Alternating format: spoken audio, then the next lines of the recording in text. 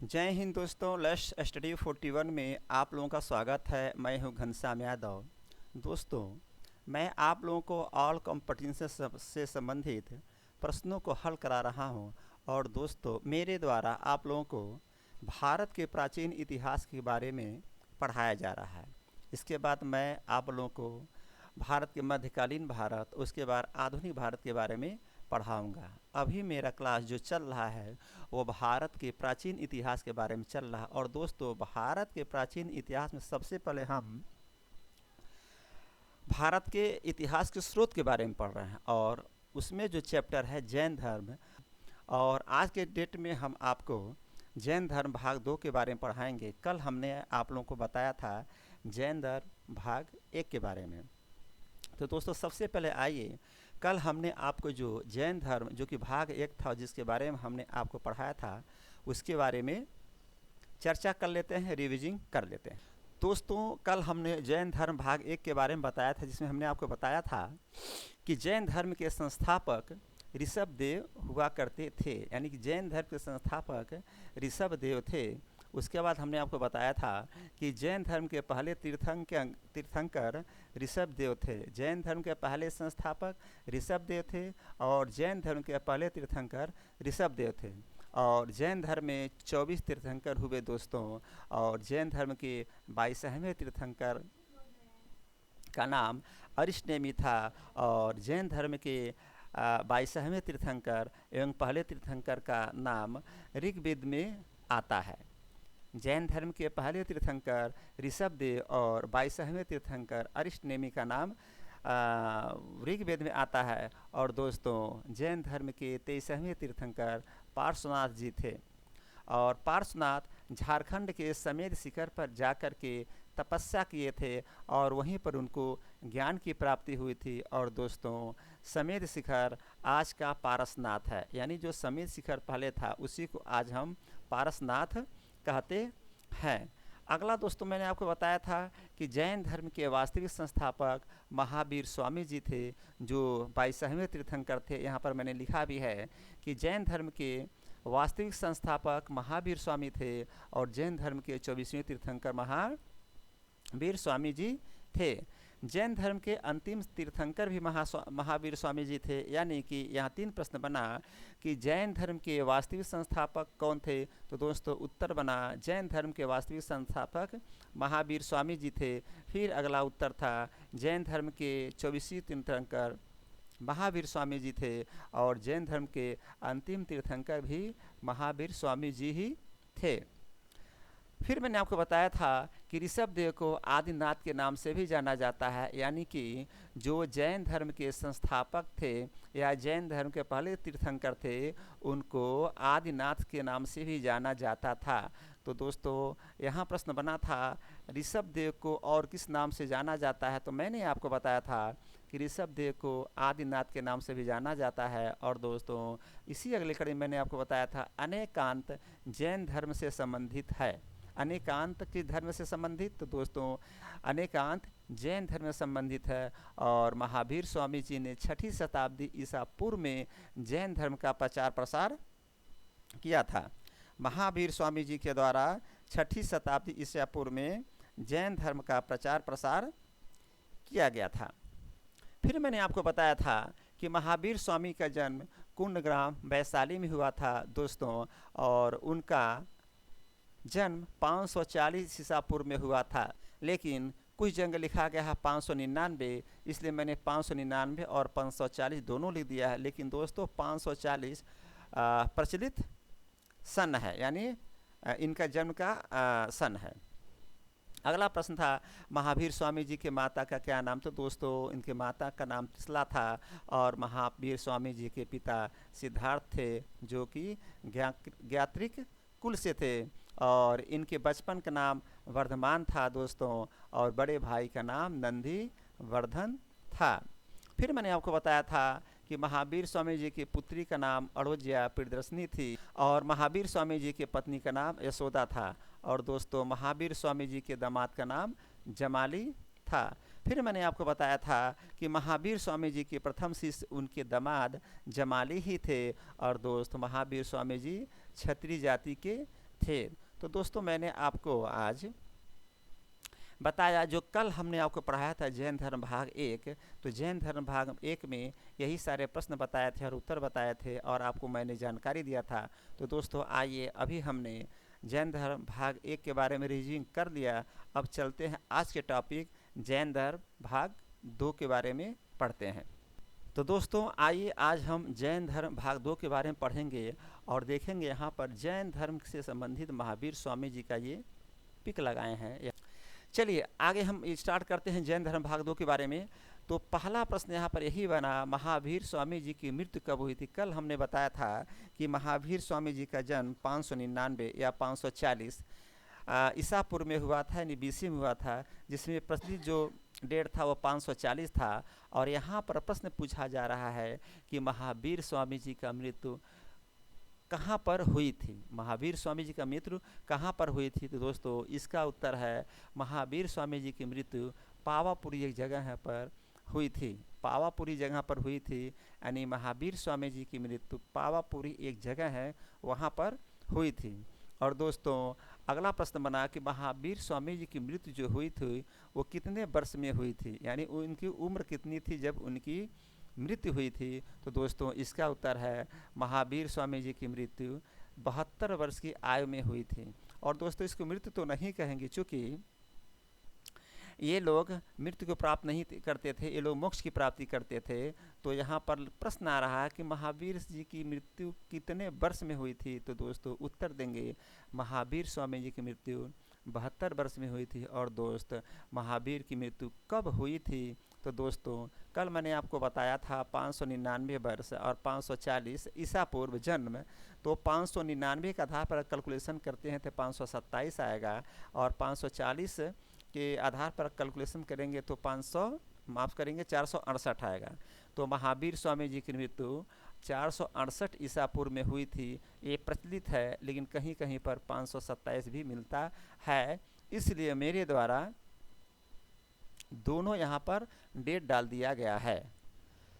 अगला प्रश्न दोस्तों कि तीर्थंकर शब्द किस धर्म से संबंधित है। तो दोस्तों इसका उत्तर होगा तीर्थंकर शब्द जैन धर्म से संबंधित है। तीर्थंकर शब्द, चूँकि आपको मैंने बताया कि जैन धर्म में 24 तीर्थंकर हुआ करते थे, और तीर्थंकर सबको नहीं कहा जाता।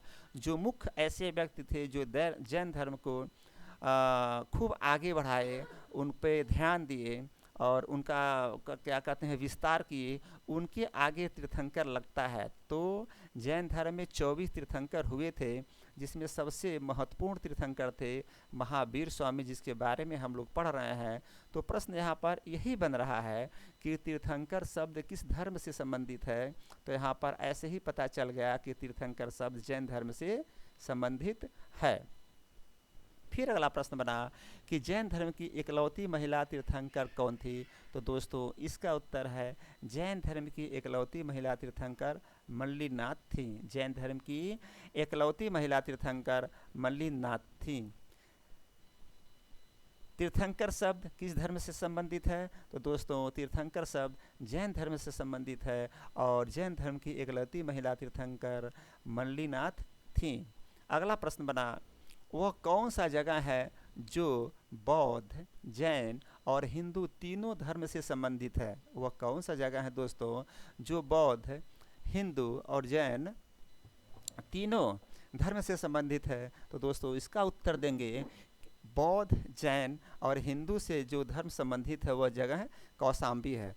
कौशाम्बी एक ऐसा जगह है जो बौद्ध, जैन और हिंदू धर्म यानी तीनों से संबंधित है। तो प्रश्न आएगा कि वह कौन सा जगह है जो बौद्ध धर्म, जैन धर्म और हिंदू धर्म तीनों से संबंधित है। तो आप उत्तर लिखेंगे बौद्ध धर्म, जैन धर्म और हिंदू धर्म से जो संबंधित जगह है दोस्तों वो कौशाम्बी है। अगला प्रश्न, जैन धर्म में जिनको पूर्ण ज्ञान की प्राप्ति हो जाती है उन्हें क्या कहते हैं। तो दोस्तों जैन धर्म में जिनको पूर्ण ज्ञान की प्राप्ति हो जाती है उन्हें कैवल्य कहते हैं। जैन धर्म में जिनको पूर्ण ज्ञान की प्राप्ति हो जाती है उन्हें कैवल्य कहते हैं। तो प्रश्न आया कि जैन धर्म में जिनको पूर्ण ज्ञान की प्राप्ति हो जाती है उनको क्या कहते हैं। तो दोस्तों आप उत्तर लिखेंगे जैन धर्म में जिनको पूर्ण ज्ञान की प्राप्ति हो जाती है उन्हें कैवल्य कहते हैं। फिर अगला प्रश्न आया कि महावीर स्वामी को कितने वर्ष के तप के बाद ज्ञान की प्राप्ति हुई थी। पहले मैंने आपको बताया था कि महावीर स्वामी 30 वर्ष की अवस्था में घर को त्याग दिए थे। 30 वर्ष की अवस्था में घर को त्याग दिए थे। और दोस्तों 30 वर्ष की अवस्था में घर को त्यागने के बाद 12 वर्ष के कठोर तप के बाद महावीर स्वामी जी को ज्ञान की प्राप्ति हुई थी। 30 वर्ष की अवस्था में घर को त्याग देने के बाद जब महावीर स्वामी जी 12 वर्ष का कठोर तप किए तब जाकर के उनको ज्ञान की प्राप्ति हुई थी। तो दोस्तों प्रश्न यहाँ बन रहा है कि महावीर स्वामी को कितने वर्ष के बाद ज्ञान की प्राप्ति हुई थी। तो यहाँ पर उत्तर देंगे आप, महावीर स्वामी को 12 वर्ष कठोर तप के बाद उनको ज्ञान की प्राप्ति हुई थी। फिर अगला प्रश्न आया कि महावीर स्वामी को किस नदी के किनारे ज्ञान की प्राप्ति हुई थी। तो दोस्तों ध्यान देंगे, जब बौद्ध धर्म के बारे में बताएंगे तो वहाँ पर भी, जब बुद्ध के बारे में बताएंगे तो वहाँ पर भी ये प्रश्न आएगा कि भगवान बुद्ध को किस नदी के किनारे ज्ञान की प्राप्ति हुई थी। ठीक उसी तरह से यहाँ पर प्रश्न पूछा जा रहा है कि महावीर स्वामी जी को किस नदी के किनारे ज्ञान की प्राप्ति हुई थी। तो दोस्तों इसका उत्तर देंगे, महावीर स्वामी जी को ऋजुपालिका नदी के किनारे ज्ञान की प्राप्ति हुई थी। महावीर स्वामी जी को कितने वर्ष के तप के बाद ज्ञान की प्राप्ति हुई। तो दोस्तों इसका उत्तर है, महावीर स्वामी जी को 12 वर्ष के कठोर तप के बाद ज्ञान की प्राप्ति हुई थी। और फिर अगला प्रश्न बन गया कि उनको किस नदी के किनारे ज्ञान की प्राप्ति हुई। तो दोस्तों महावीर स्वामी जी को ऋजुपालिका नदी के किनारे ज्ञान की प्राप्ति हुई थी। फिर अगला प्रश्न है कि महावीर स्वामी जी को किस वृक्ष के नीचे ज्ञान की प्राप्ति हुई थी। ध्यान देंगे, पहले 12 वर्ष कठोर तप किए, फिर ज्ञान की प्राप्ति हुई। और कहाँ पर ज्ञान की प्राप्ति हुई, किस नदी के किनारे। तो ऋजुपालिका नदी के किनारे उनको ज्ञान की प्राप्ति हुई। फिर अगला प्रश्न यही बन रहा इसी से संबंधित कि महावीर स्वामी जी को किस वृक्ष के नीचे ज्ञान की प्राप्ति हुई। तो इसका उत्तर है, महावीर स्वामी जी को साल वृक्ष के नीचे ज्ञान की प्राप्ति हुई थी। महावीर स्वामी जी को साल वृक्ष के नीचे ज्ञान की प्राप्ति हुई थी। 12 वर्ष कठोर तप किए तो ज्ञान की प्राप्ति हुई। नदी थी ऋजुपालिका और वृक्ष था साल वृक्ष। साल वृक्ष नीचे ज्ञान की प्राप्ति हुई। ऋजुपालिका नदी किनारे, यानी जो साल वृक्ष था वो ऋजुपालिका नदी किनारे था। और दोस्तों 12 वर्ष कठोर तप करने के बाद उनको ज्ञान की प्राप्ति हुई थी। अगला प्रश्न बना, महावीर स्वामी जी को किस गांव में ज्ञान की प्राप्ति हुई थी। तो दोस्तों अगर उनको ज्ञान की प्राप्ति हुई भी तो कोई न कोई गांव रहा होगा उस समय। तो उत्तर है, महावीर स्वामी जी को जाम्भिक गांव में ज्ञान की प्राप्ति हुई थी। यानी कि एक जाम्भिक गांव हुआ करता था जहां पर एक नदी बहती थी जिसका नाम था ऋजुपालिका। ऋजुपालिका के बगल में यानी उसके तट पे एक साल वृक्ष था और साल वृक्ष के नीचे उनको ज्ञान की प्राप्ति हुई थी। जाम्भिक गांव में ऋजुपालिका नदी के किनारे साल वृक्ष के नीचे 12 वर्ष कठोर तप करने के बाद महावीर स्वामी जी को ज्ञान की प्राप्ति हुई थी। जाम्भिक गांव में ऋजुपालिका नदी के किनारे साल वृक्ष के नीचे 12 वर्ष कठोर तप करने के बाद महावीर स्वामी जी को ज्ञान की प्राप्ति हुई थी। तो यहाँ प्रश्न यही आया कि महावीर स्वामी जी को किस गांव में ज्ञान की प्राप्ति हुई। तो दोस्तों इसका उत्तर ये बनता है कि महावीर स्वामी जी को जाम्भिक गांव में ज्ञान की प्राप्ति हुई थी। अगला प्रश्न बना, ज्ञान प्राप्ति के बाद महावीर स्वामी जी को क्या कहा गया। तो दोस्तों ज्ञान प्राप्ति के बाद महावीर स्वामी जी को कैवलिन कहा गया। यानी कि ऐसे कह सकते हैं कि जैन धर्म में जब किसी व्यक्ति को ज्ञान की प्राप्ति हो जाती है तो उस व्यक्ति को कैवलिन कहते हैं। इसी प्रकार से जब महावीर स्वामी जी को ज्ञान की प्राप्ति हो गई तो उनको कैवलिन के नाम से जाना गया। तो प्रश्न आया, ज्ञान प्राप्ति के बाद महावीर स्वामी जी को क्या कहा गया। तो दोस्तों उत्तर देंगे, ज्ञान प्राप्ति के बाद महावीर स्वामी को कैवलिन कहा गया। अगला प्रश्न आया कि त्रिरत्न किससे संबंधित है। तो दोस्तों ध्यान देंगे, त्रिरत्न जैन धर्म से संबंधित है। प्रश्न आएगा त्रिरत्न किससे संबंधित है। तो उत्तर देंगे, त्रिरत्न जैन धर्म से संबंधित है। त्रिरत्न किससे संबंधित है। उत्तर देंगे, त्रिरत्न जैन धर्म से संबंधित है। फिर अगला प्रश्न बना, जैन धर्म के त्रिरत्न कौन कौन से हैं? जैन धर्म के त्रिरत्न कौन कौन से हैं? पहला प्रश्न बना, त्रिरत्न किसी से संबंधित है? और अगला प्रश्न बना कि जैन धर्म के त्रिरत्न कौन कौन से हैं? तो दोस्तों इसका उत्तर है, जैन धर्म के त्रिरत्न सम्यक दर्शन, सम्यक ज्ञान और सम्यक आचरण है। जैन धर्म के त्रिरत्न सम्यक दर्शन, सम्यक ज्ञान और सम्यक आचरण है। तो पहला प्रश्न, त्रिरत्न किससे संबंधित है? उत्तर, त्रिरत्न जैन धर्म से संबंधित है। फिर अगला प्रश्न बना, जैन धर्म के त्रिरत्न कौन कौन से हैं? तो इसका उत्तर हुआ, जैन धर्म के त्रिरत्न सम्यक दर्शन, सम्यक ज्ञान और सम्यक आचरण है। अगला प्रश्न बना कि सम्यक दर्शन, सम्यक ज्ञान और सम्यक आचरण का अर्थ क्या होता है? तो दोस्तों इसका उत्तर होगा, सम्यक दर्शन, सम्यक ज्ञान और सम्यक आचरण का अर्थ ज्ञान धारण कर चरित्रवान बनना है। ध्यान देंगे यहाँ पर, ये जो तीनों रत्न की बात की जा रही है, त्रिरत्न की बात की जा रही है, सम्यक दर्शन, सम्यक ज्ञान और सम्यक आचरण, दोस्तों इसका मतलब हुआ ज्ञान धारण कर चरित्रवान बनना, कि ऐसा ज्ञान धारण करना कि जिससे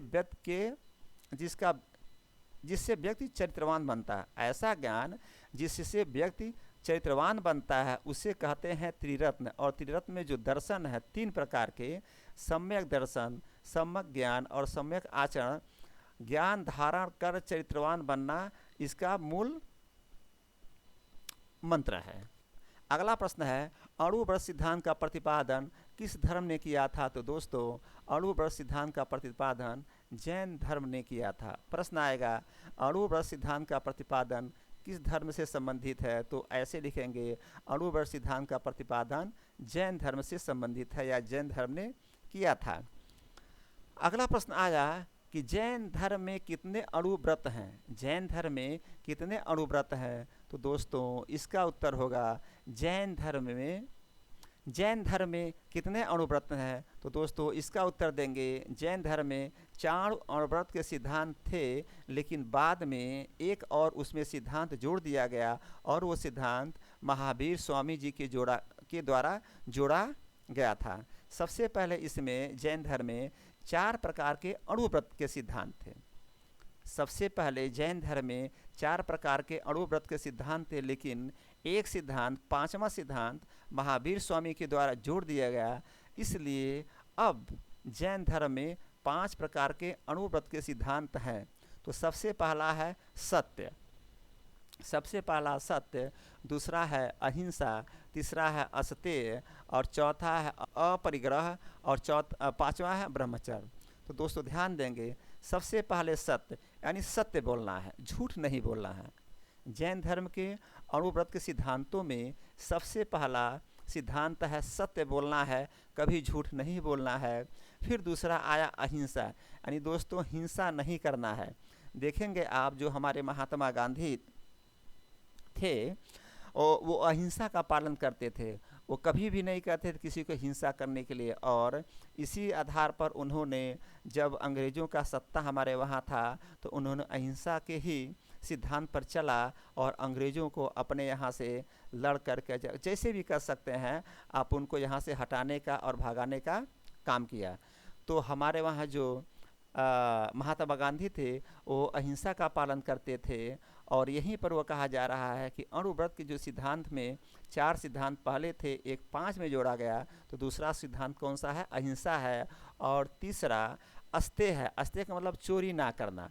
पहला सत्य बोलना, दूसरा हिंसा नहीं करना यानी अहिंसा का पालन करना है, और तीसरा है अस्तेय यानी चोरी नहीं करना। किसी भी हाल में चोरी करने का मतलब नहीं बनता है। अगर आप चोरी करते हैं तो अणुव्रत के सिद्धांत के आप बाहर आ जाएंगे, और इसलिए किसी भी हाल में आपको चोरी नहीं करना है। तो दोस्तों तीसरा क्या रहा अणुव्रत का सिद्धांत? अस्तेय यानी चोरी नहीं करना है। फिर अगला आया चौथा अपरिग्रह यानी धन ना जुटाना। दोस्तों कहा जाता है कि धन ही सबसे बड़ा समस्या है आज के जीवन में, संकट का। जो लोग धन जुटाते हैं, धन के पीछे दिन रात पड़े रहते हैं, उनका जीवन कभी सुखी नहीं होता है। केवल धन से खुशियाँ नहीं आती हैं, आपका आचरण, आपका स्वभाव, आपका व्यक्तित्व बड़ा होना चाहिए, बढ़िया होना चाहिए, तब जा कर के आपके जीवन में, आपके परिवार में खुशियाँ आएंगी। इसलिए कहा गया अपरिग्रह का पालन करिए, अर्थात धन ना जुटाइए। उतना ही धन चाहिए जितना में आपका काम चल जाए, उससे अधिक धन जुटाने की कोई आवश्यकता नहीं है। तो जैन धर्म में ये 4 जो अणुव्रत के सिद्धांत थे सबसे पहले रखे गए, सत्य, अहिंसा, असत्य और अपरिग्रह। उसके बाद दोस्तों आता है ब्रह्मचर्य। ब्रह्मचर्य इसको महावीर स्वामी के द्वारा सबसे लास्ट में जोड़ दिया गया। पहले ये अणुव्रत के सिद्धांत में नहीं था, पहले केवल 4 ही सिद्धांत थे, सत्य, अहिंसा, अस्तेय और अपरिग्रह।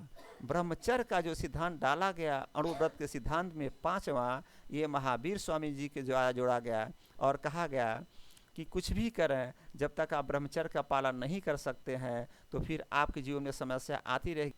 तो इस प्रकार जैन धर्म में प्रेजेंट टाइम में अणुव्रत के सिद्धांत में 5 सिद्धांत हैं। पहला सत्य, दूसरा अहिंसा, तीसरा अस्तेय, चौथा अपरिग्रह और 5वां ब्रह्मचर्य।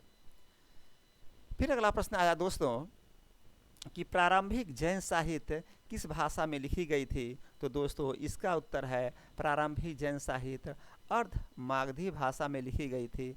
जो कि एक बात मैं आपको बताऊं, जैन धर्म का प्रचार प्रसार करने के लिए जब अर्ध मागधी भाषा में इसको लिखा गया था तो लोग समझ नहीं पा रहे थे मागधी भाषा, जिसके चलते जैन धर्म के प्रचार प्रसार करने में बहुत परेशानी आई थी। और जैन धर्म को पिछड़ने का ये भी एक कारण रहा कि इसको मागधी भाषा में लिखा गया। जन लोगों के सामने ये समस्या खड़ी हो गई और वो पढ़ नहीं पाते थे मागधी भाषा। अगर किसी सरल भाषा में जैन धर्म का साहित्य लिखा गया होता तो दोस्तों जैन धर्म का विकास और तेज़ी के साथ हुआ होता। चूँकि उनके भाषा को सब लोग समझते और जैन धर्म को ज्वाइन करते, यानी जैन धर्म को मानते, लेकिन इनका जो भाषा था मागधी भाषा था और मागधी भाषा जन समुदाय इस भाषा को समझ नहीं पाया। इसलिए जैन धर्म का पिछड़ने का कारण ये रहा कि जैन धर्म आगे चल करके बैक कर गया, यानी पीछे हो गया। तो यहाँ पर प्रश्न बना कि प्रारंभिक जैन साहित्य किस भाषा में लिखी गई? तो दोस्तों इसका उत्तर है प्रारंभिक जैन साहित्य अर्ध मागधी भाषा में लिखी गई थी। प्रश्न आएगा प्रारंभिक जैन साहित्य किस भाषा में लिखा गई? तो उत्तर देंगे प्रारंभिक जैन साहित्य अर्ध मागधी भाषा में लिखी गई थी। अगला प्रश्न बना जैन संप्रदाय में प्रथम विभाजन के समय श्वेतांबर संप्रदाय के संस्थापक कौन थे? ध्यान देंगे दोस्तों, जब मगध का राज था उसी समय मगध में बहुत बड़ा अकाल पड़ा था। मगध में जब मगध का शासन चल रहा था तो मगध के शासन के टाइम में बहुत बड़ा अकाल पड़ा था और जैन संप्रदाय उसी टाइम 2 भाग में विभाजित हो गया था।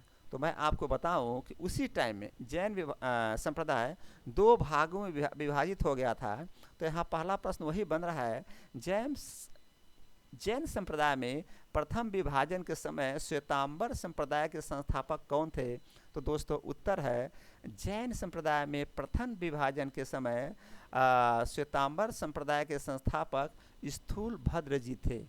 श्वेतांबर संप्रदाय के संस्थापक स्थूलभद्र थे। और जैन धर्म कितने भागों में बटा था? तो दोस्तों जैन धर्म 2 भागों में बटा था, पहला श्वेतांबर, दूसरा दिगंबर। जैन धर्म कितने संप्रदाय में बटा? तो दोस्तों जैन धर्म 2 भागों में बटा, 2 संप्रदाय में बटा, पहला श्वेतांबर, दूसरा दिगंबर। और प्रश्न यहीं पर बनाइए कि जैन संप्रदाय में प्रथम विभाजन के समय श्वेतांबर संप्रदाय के संस्थापक कौन थे? तो दोस्तों उसका उत्तर था स्थूलभद्र थे। अगला प्रश्न बना कि दिगंबर संप्रदाय के संस्थापक कौन थे? तो दोस्तों दिगंबर संप्रदाय के संस्थापक भद्रबाहु थे। दिगंबर संप्रदाय के संस्थापक कौन थे? तो दोस्तों इसका उत्तर होगा दिगंबर संप्रदाय के संस्थापक भद्रबाहु थे। और अगला प्रश्न बना कि श्वेतांबर संप्रदाय के लोग क्या पहनते थे? तो दोस्तों श्वेतांबर संप्रदाय के लोग श्वेत वस्त्र पहनते थे। श्वेतांबर संप्रदाय के लोग श्वेत वस्त्र पहनते थे। और दोस्तों अगला प्रश्न बना कि दिगंबर संप्रदाय के लोग क्या पहनते थे? तो दोस्तों इसका उत्तर होगा दिगंबर संप्रदाय के लोग नग्न अवस्था में रहते थे। श्वेतंबर संप्रदाय के लोग श्वेत वस्त्र पहनते थे और दिगंबर संप्रदाय के लोग नग्न अवस्था में रहते थे। फिर अगला प्रश्न बना कि आजीवक संप्रदाय के संस्थापक कौन थे? तो दोस्तों इसका उत्तर है आजीवक संप्रदाय के संस्थापक मखली गोसाल थे। और अगला प्रश्न बना गणधर किसे कहा गया? तो दोस्तों महावीर स्वामी की जी के जो 11 शिष्य थे उनको गणधर कहा गया था। प्रश्न बना कि आजीवक संप्रदाय के संस्थापक कौन थे? तो दोस्तों उत्तर है आजीवक संप्रदाय के संस्थापक मखली गोसाल थे। फिर अगला प्रश्न बना गणधर किसे कहा गया? तो दोस्तों जो महावीर स्वामी जी के 11 शिष्य थे उन्हीं को गणधर कहा गया। आइए जरा इसको एक बार और समझते हैं कि जैन संप्रदाय को कितने भागों में बांटा गया। तो दोस्तों जैन संप्रदाय को कह सकते हैं कि जैन धर्म को 2 भागों में बांटा गया। पहला श्वेतांबर, दूसरा दिगंबर। श्वेतांबर संप्रदाय के संस्थापक कौन थे? तो दोस्तों श्वेतांबर संप्रदाय के संस्थापक स्थूलभद्र थे। और दिगंबर संप्रदाय के संस्थापक कौन थे? तो दोस्तों दिगंबर संप्रदाय के संस्थापक भद्रबाहु थे। श्वेतांबर संप्रदाय के लोग क्या पहनते थे? तो दोस्तों श्वेतांबर संप्रदाय के लोग श्वेत वस्त्र पहनते थे। और दिगंबर संप्रदाय के लोग क्या पहनते थे? तो दोस्तों दिगंबर संप्रदाय के लोग नग्न अवस्था में रहते थे। दोस्तों मैं आपको बताऊं कि जब मगध शासन चल रहा था उसी समय मगध में बहुत बड़ा अकाल पड़ा था। और अकाल को देखते हुए बहुत बड़ी परेशानी वहाँ पर आ गई थी। और स्थूलभद्र में और भद्रबाहु में आपस में टकराव हो गया। भद्रबाहु में और स्थूलभद्र में, यानी कि जो दिगंबर संप्रदाय के संस्थापक भद्रबाहु थे और श्वेतांबर संप्रदाय के संस्थापक स्थूलभद्र थे, दोनों लोगों में टकराव हो गया। और दोनों लोगों में टकराव होने के कारण जैन धर्म 2 भागों में बट गया। तो श्वेतांबर संप्रदाय और दिगंबर संप्रदाय बन गया। इस प्रकार से दोस्तों जैन धर्म 2 भागों में बढ़ गया था।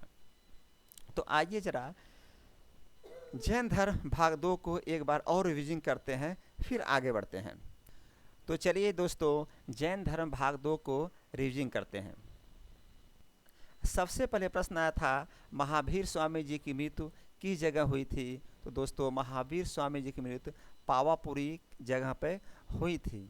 अगला प्रश्न बना था महावीर स्वामी जी की मृत्यु कितने वर्ष में हुई थी? तो दोस्तों जब महावीर स्वामी जी का उम्र 72 वर्ष की हो गई थी उसी समय उनकी मृत्यु हुई थी। महावीर स्वामी जी की मृत्यु कब हुई थी? तो दोस्तों मैंने आपको बताया कि महावीर स्वामी जी की मृत्यु 527 या 468, दोनों को याद कर लेंगे। अब ऐसे 468 सबसे प्रसिद्ध है, लेकिन कई जगह 527 भी लिखा गया है, इसलिए मैंने दोनों डेट को डाल दिया है। तीर्थंकर शब्द किस धर्म से संबंधित है? तो दोस्तों तीर्थंकर शब्द जैन धर्म से संबंधित है। अगला प्रश्न बना जैन धर्म की एकलौती महिला तीर्थंकर कौन थी? तो दोस्तों इसका उत्तर है जैन धर्म की एकलौती महिला तीर्थंकर मल्लिका नाथ थी। अगला प्रश्न बना वह कौन सा जगह है जो बौद्ध, जैन और हिंदू तीनों धर्म से संबंधित है? तो दोस्तों बौद्ध, जैन और हिंदू धर्म से संबंधित तीनों जो जगह है वो कौशाम्बी है। अगला प्रश्न जैन धर्म में जिनको पूर्ण ज्ञान की प्राप्ति हो जाती है उन्हें क्या कहते हैं? तो दोस्तों जैन धर्म में जिनको पूर्ण ज्ञान की प्राप्ति हो जाती है उन्हें कैवल्य कहते हैं। अगला प्रश्न बना महावीर स्वामी को कितने वर्ष की तप के बाद ज्ञान की प्राप्ति हुई थी? तो ध्यान देंगे दोस्तों महावीर स्वामी जी को 12 वर्ष के कठोर तप के बाद ज्ञान की प्राप्ति हुई थी। अगला प्रश्न बना महावीर स्वामी जी को किस नदी के किनारे ज्ञान की प्राप्ति हुई थी? तो दोस्तों महावीर स्वामी जी को ऋजुपालिका नदी के किनारे ज्ञान की प्राप्ति हुई थी। अगला प्रश्न बना महावीर स्वामी जी को किस वृक्ष के नीचे ज्ञान की प्राप्ति हुई थी? तो इसका उत्तर होगा महावीर स्वामी जी को साल वृक्ष के नीचे ज्ञान की प्राप्ति हुई थी। अगला प्रश्न बना था दोस्तों कि महावीर स्वामी जी को किस गांव में ज्ञान की प्राप्ति हुई थी? तो इसका उत्तर है महावीर स्वामी जी को जाम्भिक गांव में ज्ञान की प्राप्ति हुई थी। अगला प्रश्न बना था, ज्ञान की प्राप्ति के बाद महावीर स्वामी जी को क्या कहा गया था? तो दोस्तों, ज्ञान की प्राप्ति के बाद महावीर स्वामी जी को कैवलिन कहा गया था। अर्थात जब जैन धर्म में किसी को ज्ञान की प्राप्ति होती थी तो उनको कैवलिन कहा जाता था।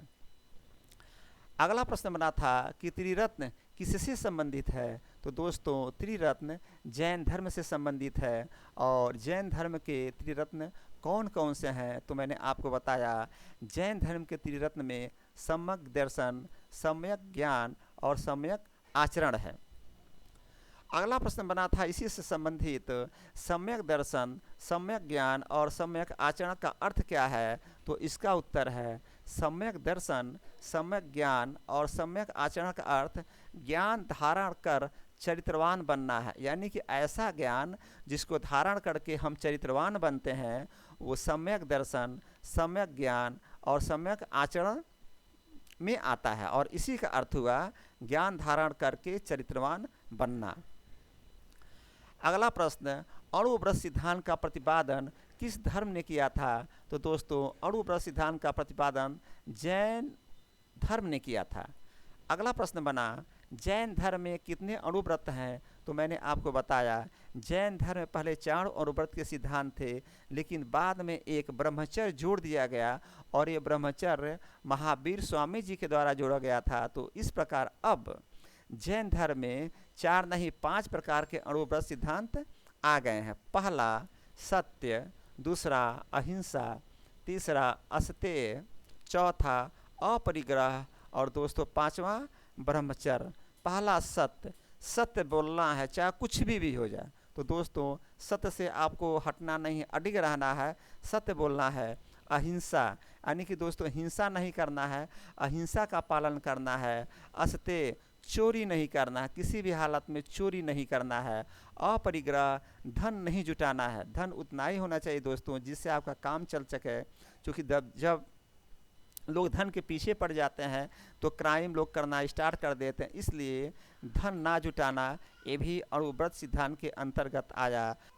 और लास्ट में महावीर स्वामी जी के द्वारा जोड़ा गया ब्रह्मचर्य, जो कि अणुव्रत सिद्धांत में लास्ट में जोड़ा गया। इस प्रकार सत्य, अहिंसा, अस्तेय, अपरिग्रह और ब्रह्मचर्य ये अणुव्रत के सिद्धांत हैं।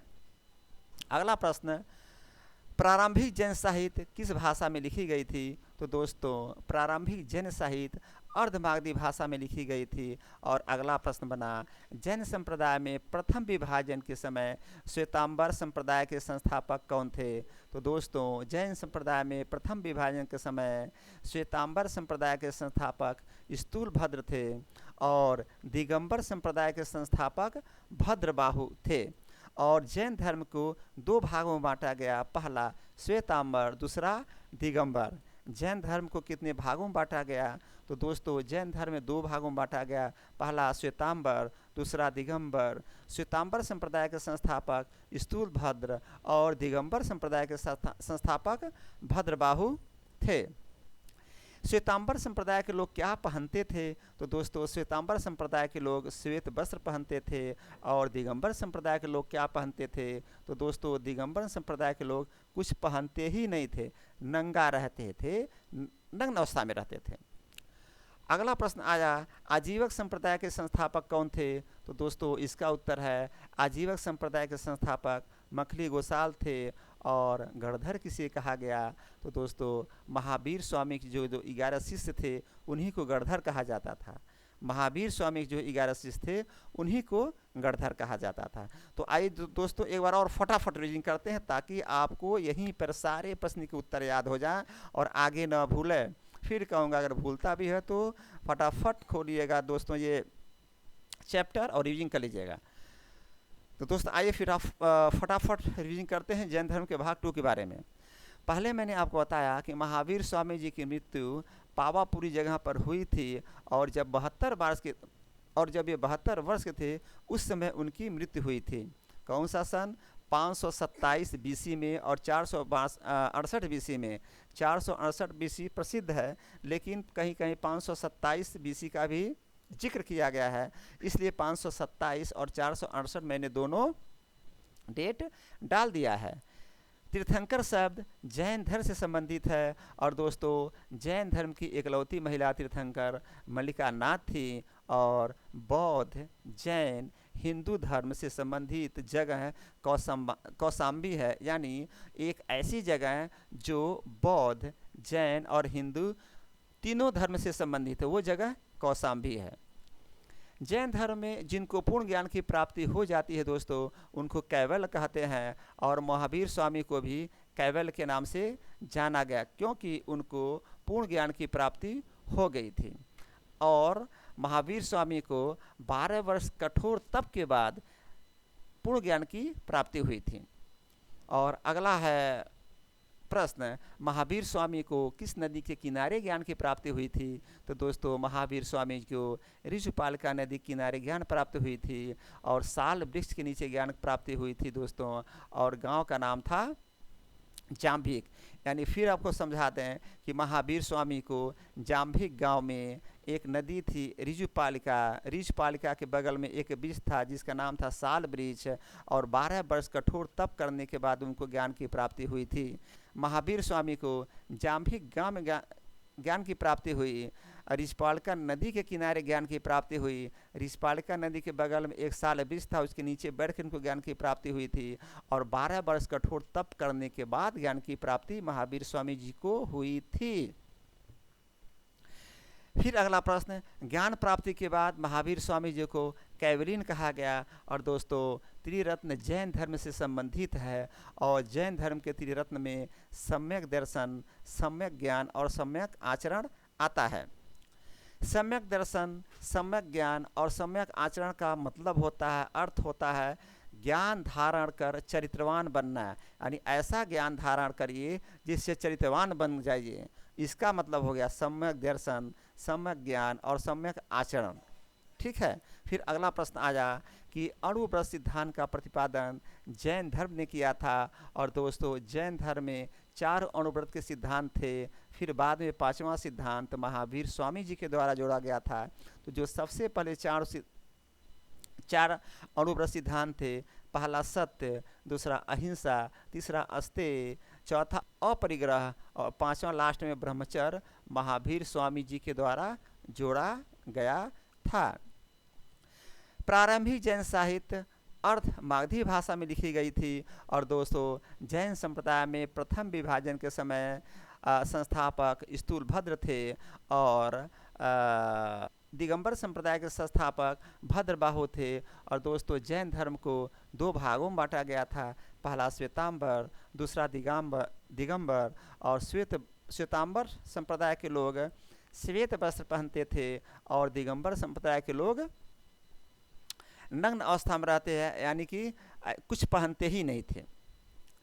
आजीवन संप्रदाय के संस्थापक मखली गोसाल थे। और दोस्तों महावीर स्वामी जी के जो 11 शिष्य थे उन्हीं को गणधर कहा गया।